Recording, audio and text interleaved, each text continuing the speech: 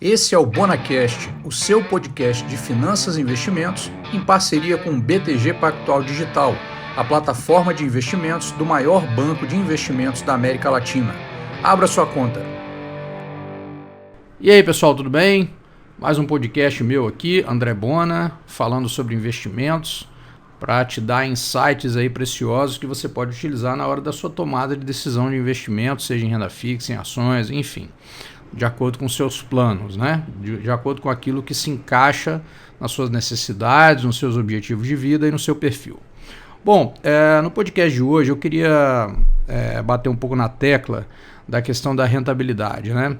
É muito comum que investidores iniciantes, principalmente, no começo do investimento, considerem que a rentabilidade é o fator principal na mensuração de ser bem-sucedido com investimentos, né?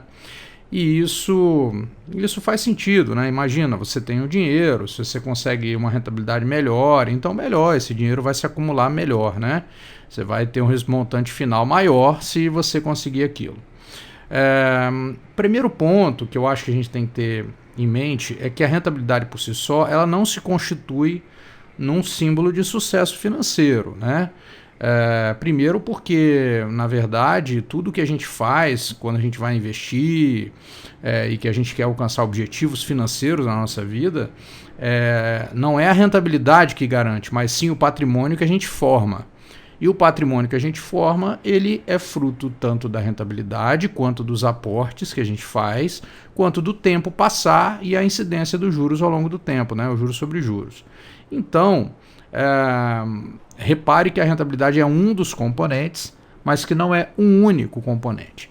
Então, nessa primeira análise, que você também certamente, se acompanha meus conteúdos, já me viu falando disso diversas vezes, mas nessa primeira análise, o que a gente chama a atenção é considerar também a questão dos aportes, ou seja, a importância de você manter aportes frequentes ou de você ter uma boa conduta nas suas finanças pessoais para que sobre dinheiro com frequência e assim você consiga aumentar o seu patrimônio também por meio dos aportes.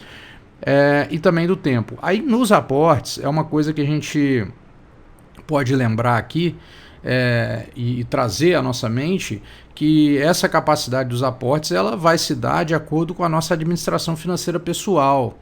Então, embora muitas pessoas falem assim, fulano fala aqui muito só sobre coisa mais básica de finanças, de controlar o orçamento e tal, mas eu já passei dessa fase, meu negócio é investir, mas na verdade você não deve tratar depois as finanças como algo superado, que você já ultrapassou, porque é justamente dali que vai surgir a sua capacidade de continuar aportando.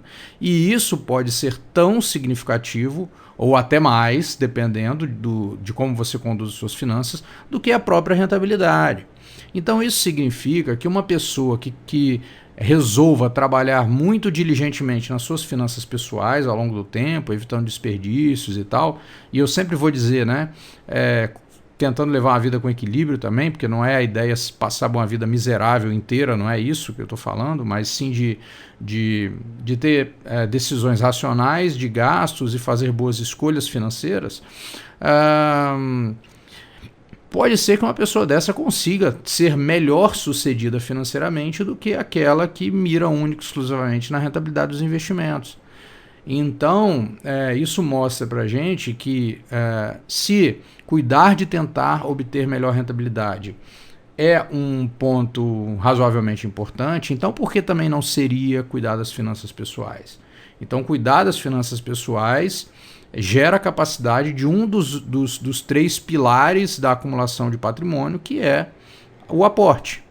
Então, se você tiver que escolher entre uma coisa e outra, eu não sei te dizer, mas até porque vai depender do montante de cada um, né? Esse tipo de coisa que você tem que jogar tem que fazer conta, né?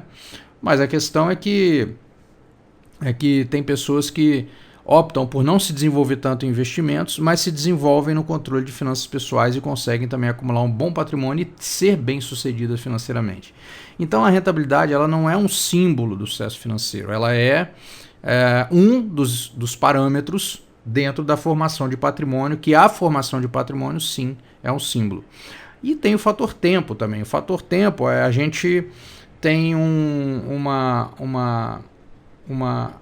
controle limitado sobre o fator tempo. A gente não vai conseguir dizer, eu vou investir por 150 anos. Infelizmente, isso está fora do nosso controle. Mas eu sei que o fator tempo é importante e, sabendo disso, eu sei que ele é imprescindível, inclusive, para a incidência dos juros sobre juros, tá? Para que os juros compostos façam o seu trabalho. Então eu sei que quanto mais tempo de investimento eu tiver, mais à frente tempo vai multiplicar a rentabilidade e valorizar os aportes que eu fiz anteriormente. Então, sendo assim, me remete à ideia de que sempre ter uma conduta de aportar, de guardar para colocar esse dinheiro para trabalhar é uma atitude sensata e que sim leva ao sucesso financeiro. Porque não hoje, não agora, porque eu não resolvo isso agora, ao invés de deixar para daqui 10 anos, não, mas hoje eu ganho muito pouco, daqui 10 anos eu vou ganhar mais, então daqui 10 anos eu tiro essa diferença. É difícil tirar, porque os juros trabalhando por 10 anos pode ter um papel fundamental. Então, o tempo a gente não controla totalmente, o aporte é o que a gente pode mais controlar, e a rentabilidade a gente também não controla, porque depende de fatores associados à economia, aos acontecimentos no mundo, e a gente não tem como saber. A gente pode fazer bom uso, né, escolher bem os investimentos, mas ainda assim o retorno mesmo, quanto por cento vai render, não dá para a gente controlar, né?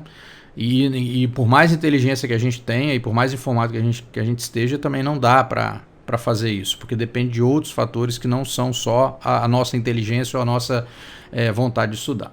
Agora, tem um outro aspecto também que eu acho que é muito importante, que eu acho que as pessoas não consideram, que é o custo de investir. E aqui eu não estou falando o custo de investir no sentido das taxas, de corretagem, de impostos, né? E essas coisas não. Eu estou falando do custo do ato de investir. Aqui eu estou querendo dizer que quando eu me proponho a aprender sobre investimentos, eu vou ter um custo do meu tempo, da minha dedicação, tempo este que não vai ser dedicado ao meu trabalho, tempo esse que não vai ser dedicado ao meu aprendizado dentro da minha atividade profissional, ou seja, vai me retardar no meu crescimento profissional, tempo esse que eu não vou estar no meu lazer nem com a minha família, né? Então, esse também é um custo e ele não é muito mensurável. Então, por não ser muito mensurável, a gente tende a negligenciar esse custo, mas ele existe. Ele existe porque você sempre pode usar aquele mesmo tempo para uma outra finalidade. Então, a questão aqui é o quanto eu preciso me dedicar para alcançar um determinado resultado. Será que eu me dedico colocar um esforço nível 1 e obter um resultado de 10, ou colocar um esforço nível 5 para ter um resultado de 11, faz sentido? É esse tipo de reflexão que eu acho importante a gente fazer, que é o tempo útil que eu estou tirando de outras coisas e colocando dentro do meu aprendizado em finanças. André, mas aí que você está falando, então desse jeito não seria bom então continuar estudando investimento? Não, é bom sim. O que eu estou te dizendo é que a partir de uma compreensão inicial, você pode se dedicar de repente um pouco mais intensivamente por 2, 3 meses e aprender muita coisa, e essas coisas podem ser 80% do seu resultado ou 90% do resultado. E dali para frente você vai ter que se expor a um volume de informações cada vez mais elevada para ter uma melhoria na margem, né? Você não vai agora eu vou me dedicar mais 3 meses, então agora o meu resultado vai dobrar. Isso não vai acontecer. Então, a partir de um determinado ponto, você cruza o que seria o esforço ótimo na relação de dedicação versus resultado. Então, por isso é muito comum que muitas pessoas também optem por investimentos passivos, né, como ETFs para acompanhar os índices, tenham carteiras mais simplificadas, e foquem nas outras coisas, e aí de repente elas podem até ter uma rentabilidade inferior do que a de outro investidor, mas eles estão considerando também esse custo, né? Então às vezes assim, eu vou me dedicar ao máximo para fazer uma avaliação perfeita de uma empresa. Será que faz sentido para o montante que você possui, para o montante que você vai alocar naquela empresa, né, e para o tempo e para o ganho potencial adicional que você vai ter? Então esse tipo de reflexão é importante, eu considero importante, eu considero que num primeiro momento você ter muitas informações é fundamental, mas depois você tem que também caminhar para ir simplificando a sua tomada de decisão de maneira que ela passe a te tomar menos tempo. Tudo que a gente faz na vida, quanto mais a gente aprende sobre aquela coisa que a gente tem que fazer, menos tempo a gente gasta para fazer novamente, não é assim?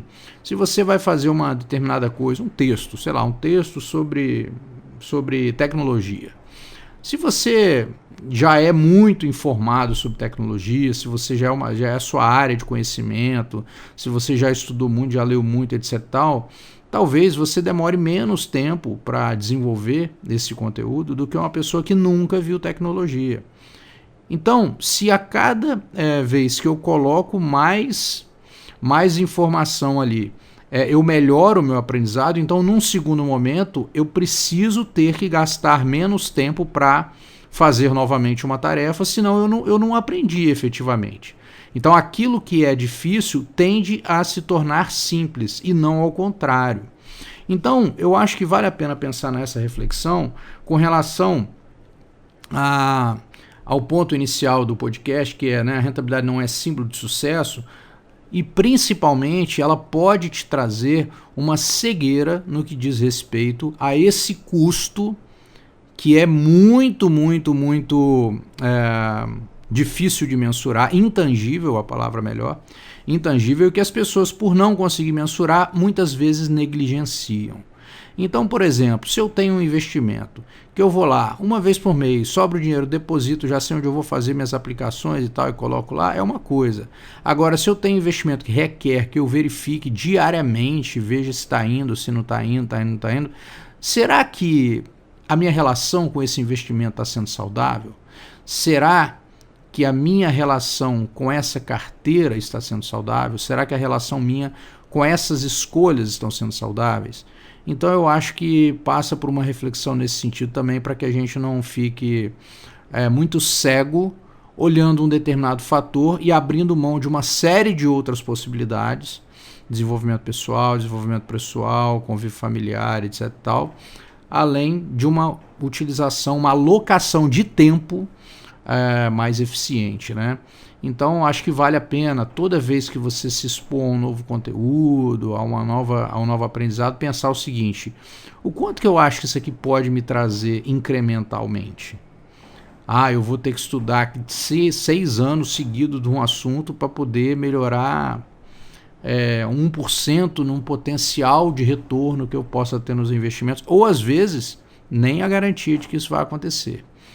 Então, eu acho que vale a pena sempre pensar nisso também, tá? Por isso que eu acho que hoje um investidor que queira fazer boas decisões, tomar boas decisões de investimento, de maneira a ter uma carteira com relativa diversificação, sabendo que não está sendo enrolado, né, na compra de produtos, ele precisa de ter um aprendizado concentrado no início, mas a partir dali ele tem que ser capaz de fazer uma boa alocação e ser feliz, né? E a partir de um determinado momento, isso já não vai mais acontecer, mas você pode explicar isso também por outros. Eu gosto de estudar esse assunto. Beleza, então é meio que o lazer seu também ali. Mas eu acho que sempre observar esse dilema é importante, para você não ficar cada vez mais aprendendo sobre cada vez menos, se isso for te atrapalhar. Beleza? Então essa é a reflexão. Rentabilidade não é símbolo de sucesso financeiro. O símbolo é a acumulação de patrimônio. E além da acumulação de patrimônio, é também o bom uso do seu tempo nessa nossa vida limitada. Porque nós não vamos viver 300, 400, 500 anos, então fazer um bom uso do tempo é fundamental também, inclusive para saber usufruir desse patrimônio que a gente vai acumulando ao longo do tempo com equilíbrio. Beleza? Um grande abraço e até o próximo podcast. Beleza?